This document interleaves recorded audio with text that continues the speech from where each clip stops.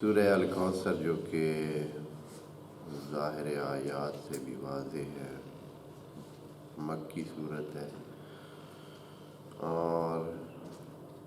مل ملا کے 3 آیات پر مشتمل ہے، اور بسم اللہ اس کی 4تھی آیت ہے۔ اس کے فوائد میں، اس کے ثواب میں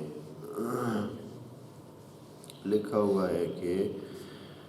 جو انسان اس کی تلاوت کرے گا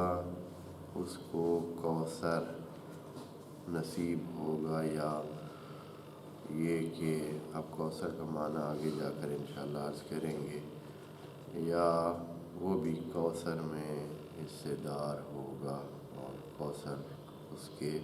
نصیب میں ہوگا۔ جتنی اس کی ظرافت ہوگی، ظرفیت ہوگی، جتنی اس کا ظرف ہوگا اتنا ہی اس کو کوثر ملے گا۔